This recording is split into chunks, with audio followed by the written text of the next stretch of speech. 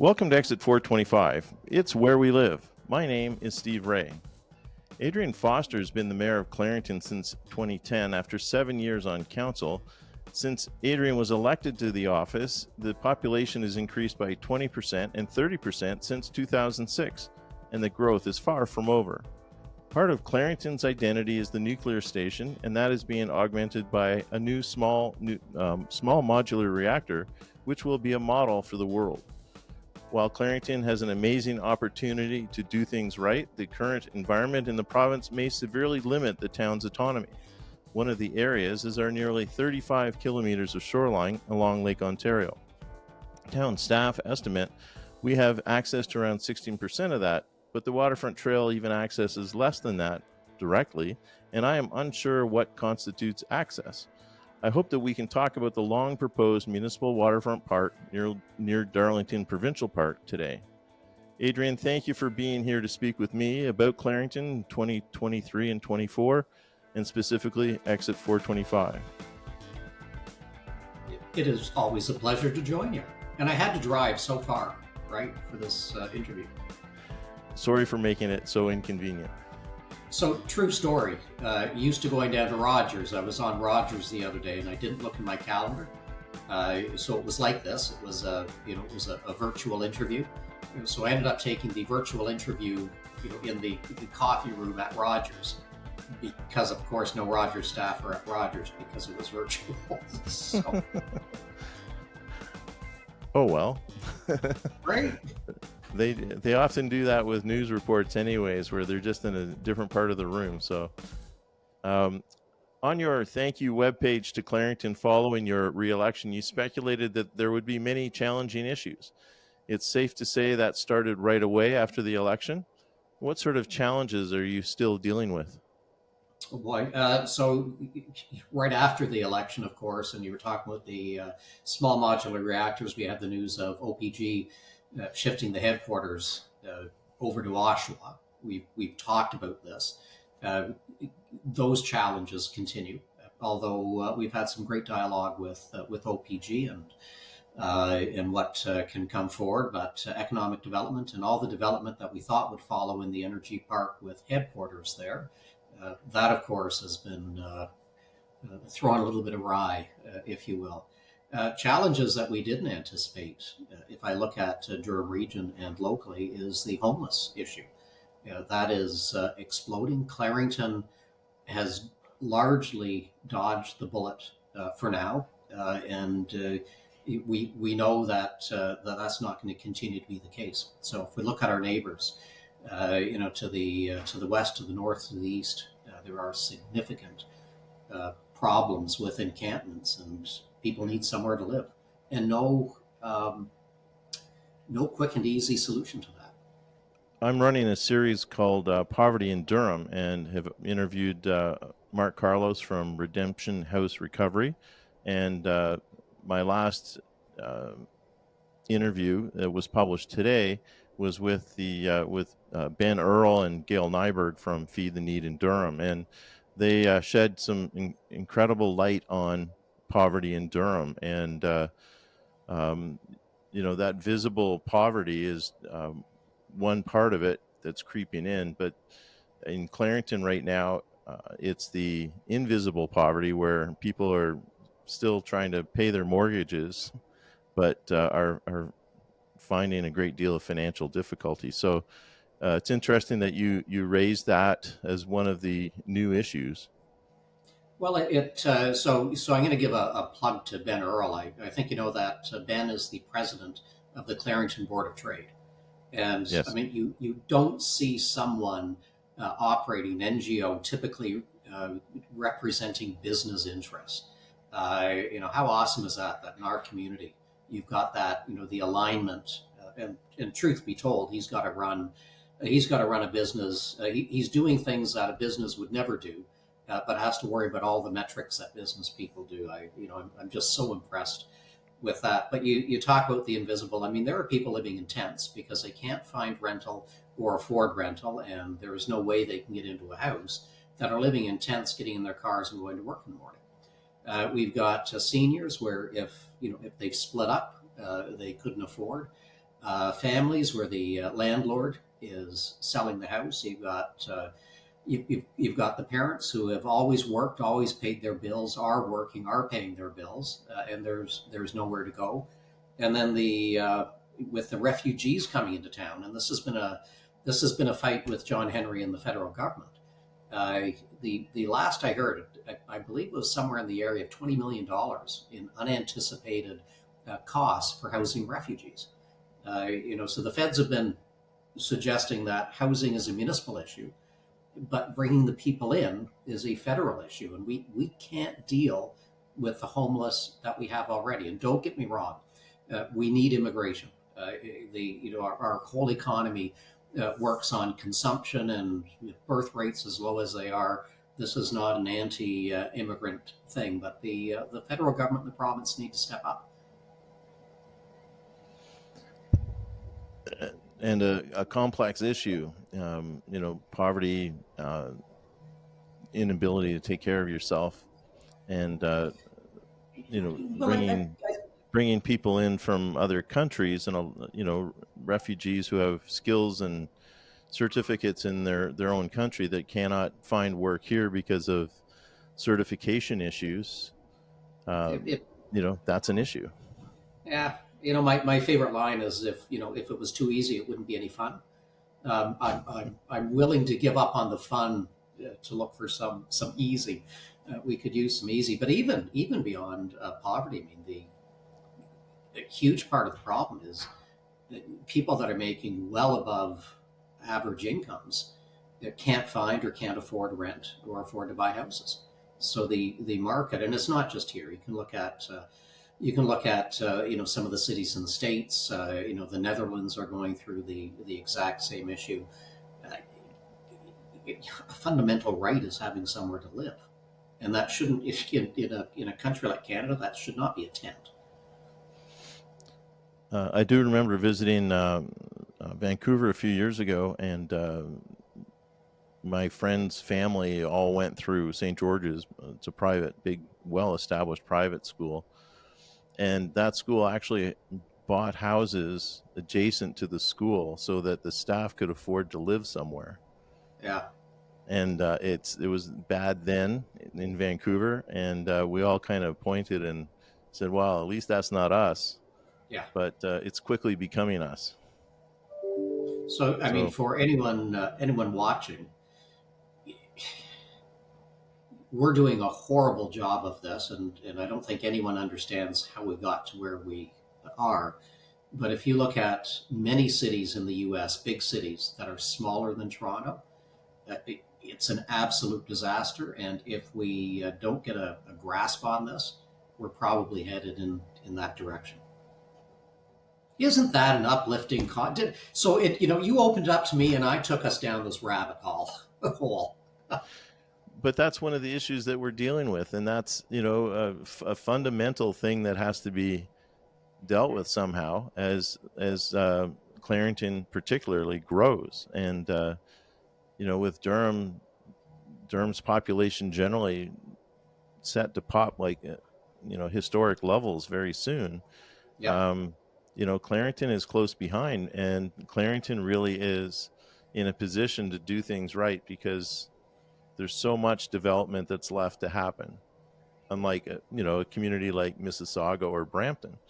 Mm-hmm. And so this is just one more of the elements that we need to get right, and some assistance from the provincial and federal governments would be really good that way, because they control a lot of the laws around it all. So, well, that and the money, and at the end of the day, it's money that we're going to have to, how you build affordable housing. And the developers, as much as it's easy to slam developers with interest rates, with the cost of land, with the cost of building materials, and the difficulty finding labor, many of their projects at market aren't doable right now. If you look at how many houses, so how do you do that and build affordable housing or attainable for it's anyway. We could spend this whole episode talking about that.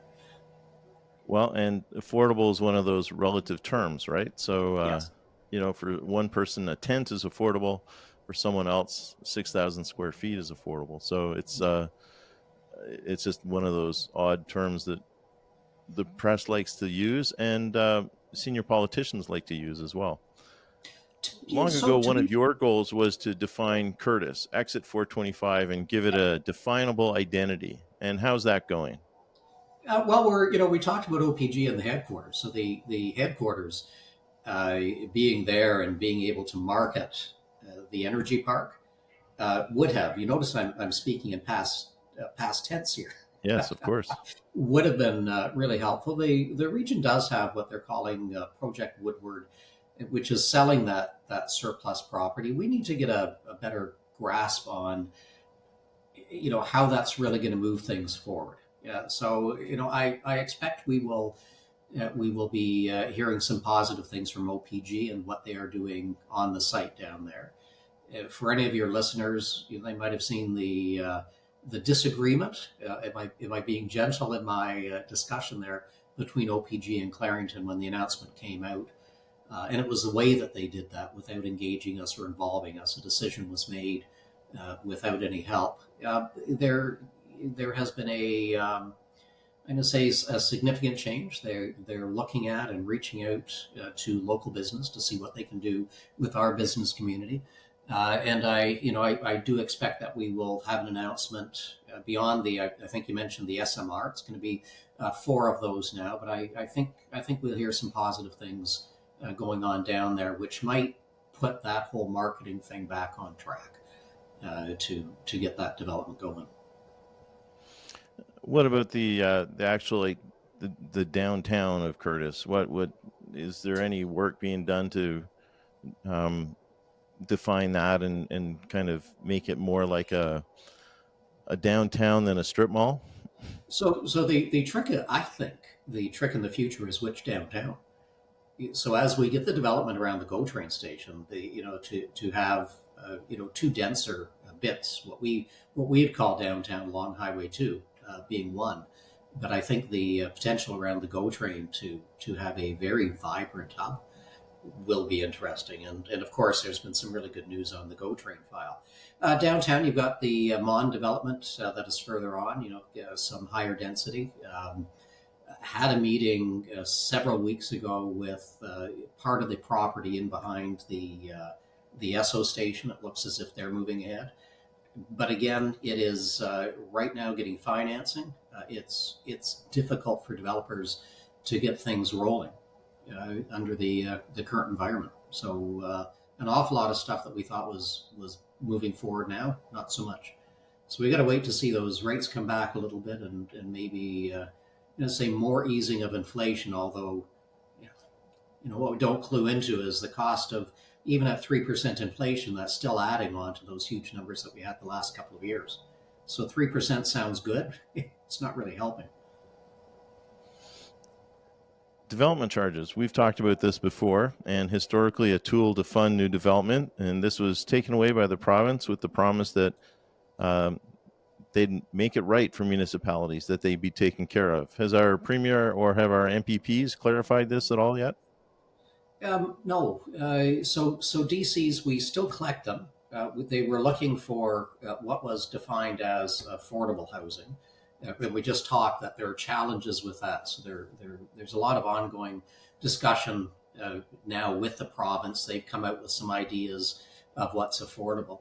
But even for the 5% of affordable housing that Durham region thinks we're going to see. So if we look at 95% will be regular development, 5% affordable. Over the next 10 years, Durham anticipates that Durham region, not including Clarington, will lose about $200 million in development charges.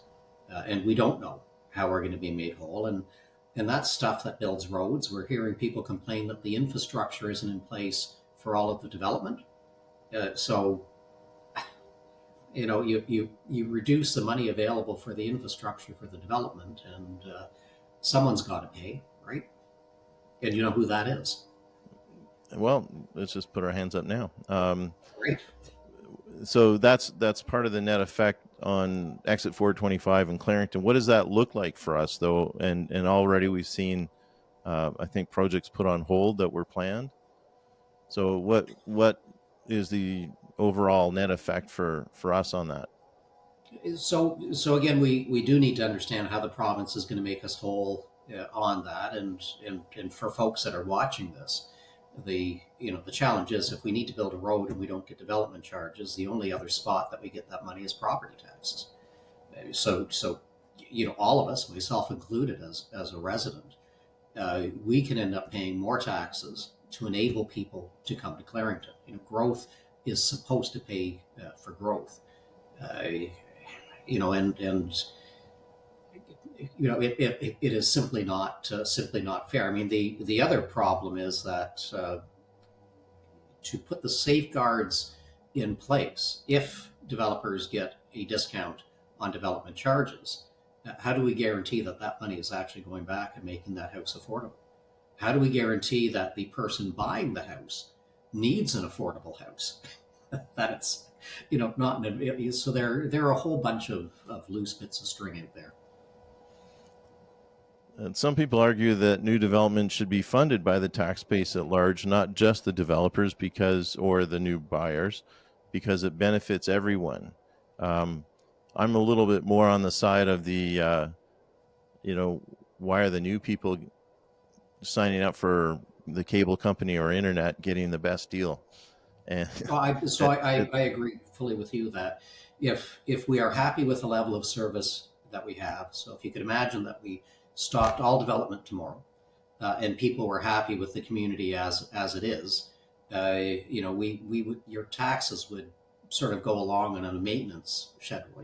What do we need to keep the existing services?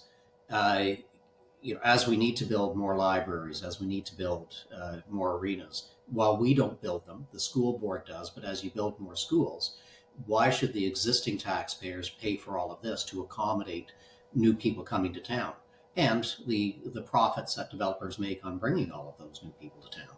So I would spin it the other way, that you pay your share when you come.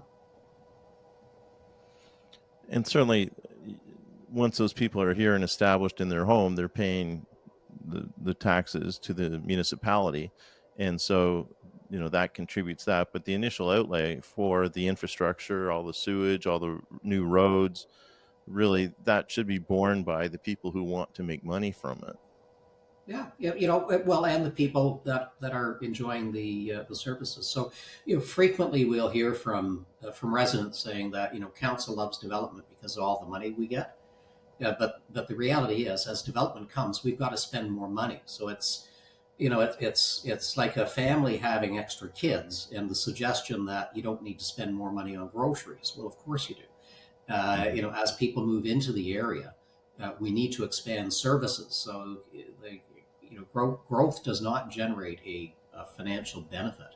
Those additional taxes get spent supporting all of the services that the new residents need.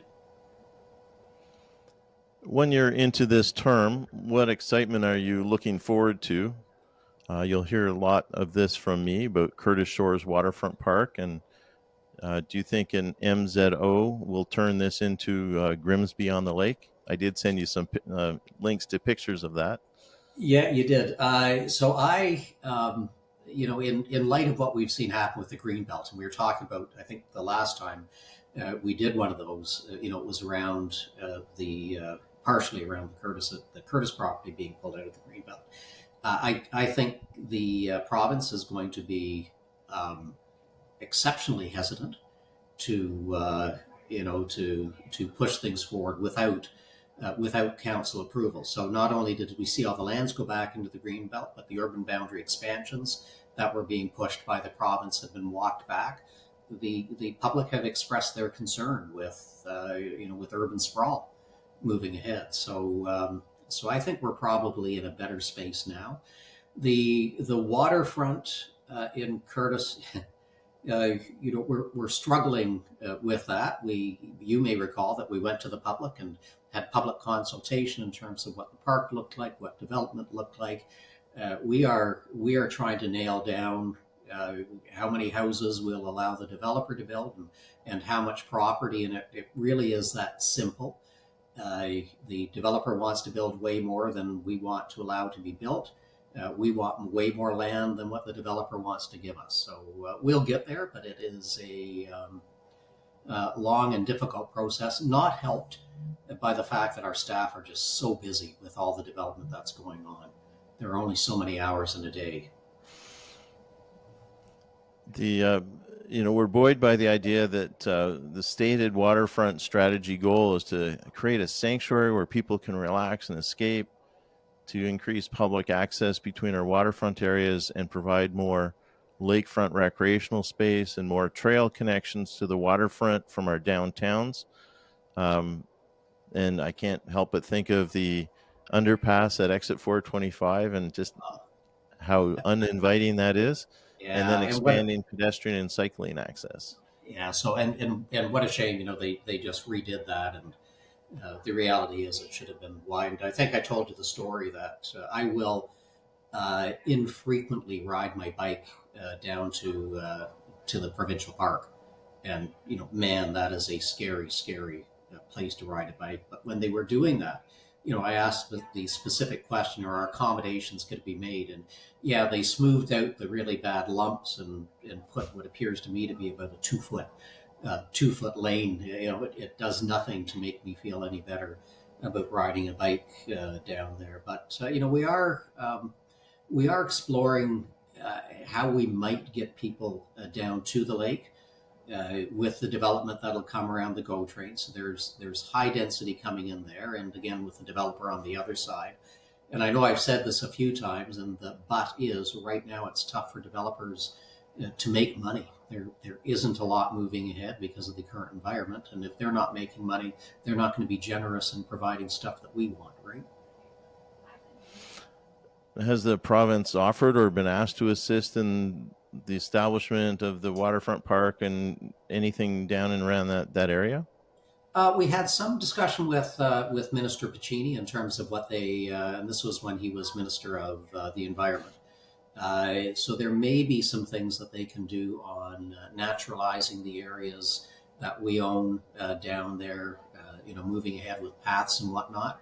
But the big fly in the ointment is the municipality owning that waterfront property. So we need to get that fundamental piece done before we start looking at the secondary pieces. You mentioned the Hydro One's headquarters and that change, and the OPG headquarters change, and has that affected the GO Transit, which we know we're looking at 2041, I think? But probably not 41. We are no? hoping 2028 as a date. The province hasn't nailed down the date yet. The significant move on the GO Train file is Durham Region, working with Clarington and Oshawa, came up with a plan that I'll roll back a bit. There are two fundamental problems in bringing the GO Train out. One is getting the rails and trains on the rails, but the province, you may recall, wanted developers to build the train stations. Mm-hmm. And the problem is developers don't build train stations. The other issue is where you have a number of developers that own property adjacent to where a train station is. Trying to bring them all together and figure out who's going to pay what is virtually impossible. So the province has, it's not passed yet. I think it's second reading. The ability for the municipalities, Durham Region, the lower tiers, to collect a fee, like a development charge, on intensification in the immediate areas of the train station. That fee will cover the cost of building the stations. So the plan will be to move forward, build all 4 stations at the same time, and recover that money as the development goes in. So essentially, Clarington, Oshawa, and Durham Region took the problem of building the stations away from the province. And now we're looking at them saying, okay, we solved that. They're allowing us to solve, but it was an initiative that we came up with. We've got that nut cracked. now you need to get going on the rest. So no dates have been pinned down, but I know they are looking forward to the election in 26 and understand full well that they need shovels in the ground. People need to see tangible action on that.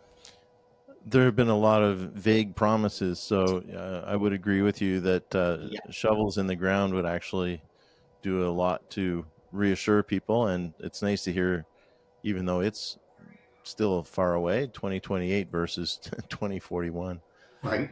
Yeah, there is a very healthy, well earned cynicism.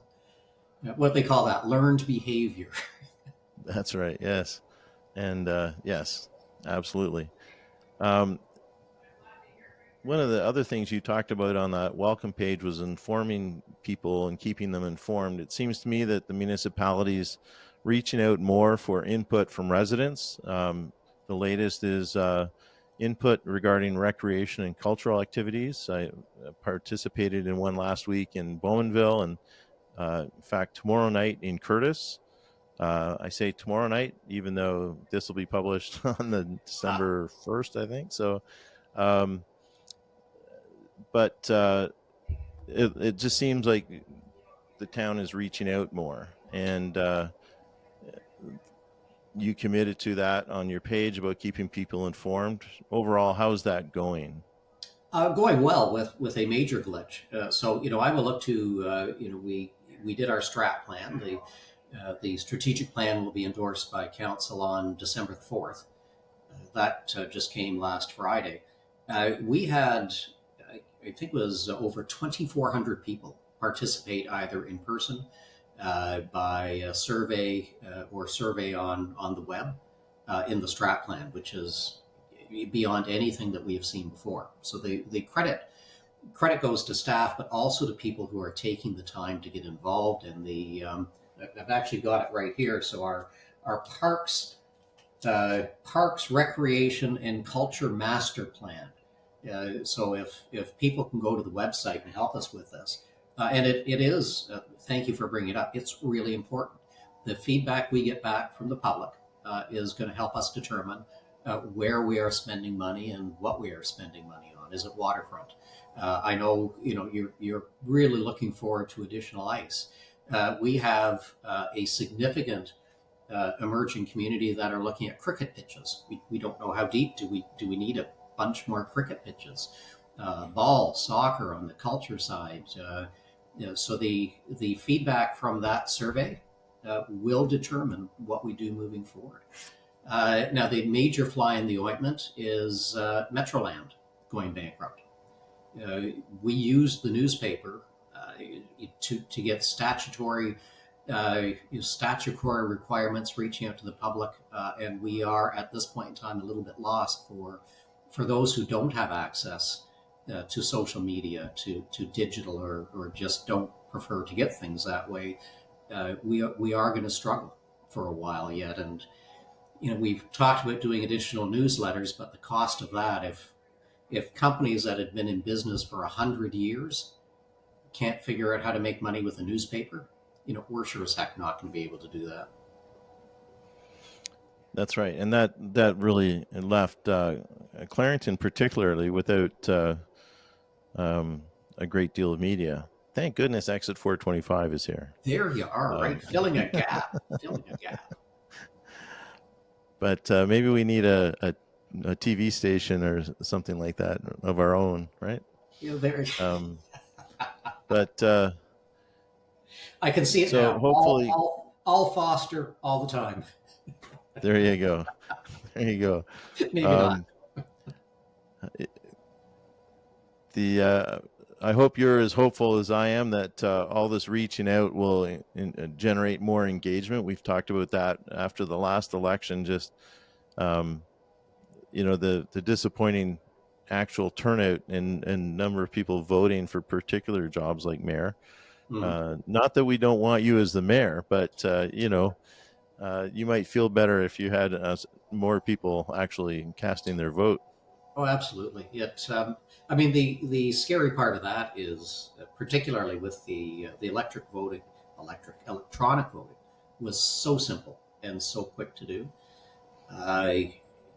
You wonder why people don't vote. Are they so disillusioned with the system, which is entirely possible? Do they simply not care, which is maybe worse than being disillusioned? Especially at the local level, every day when you step out of your house, you touch so many things that we are directly involved in and engaged with, and we're also the most accessible level of government. Good luck picking up the phone to try to talk to the prime minister or premier, or book a delegation to go to Queen's Park to address Queen's Park or Ottawa. And yet, to a lesser degree at Durham Region and at the local level, you can do that. You can actually have an impact that you can see.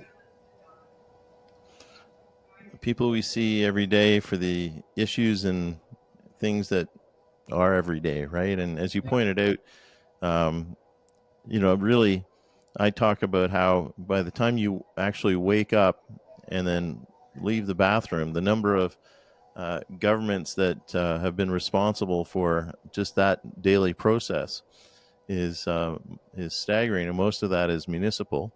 And that's like I say in our logo, or our motto here is, it's where we live. So it's all about this. So, well, I appreciate you taking your time today to join me and Mayor of Clarington. I know you're busy. You're heading off to another event right after we finish recording.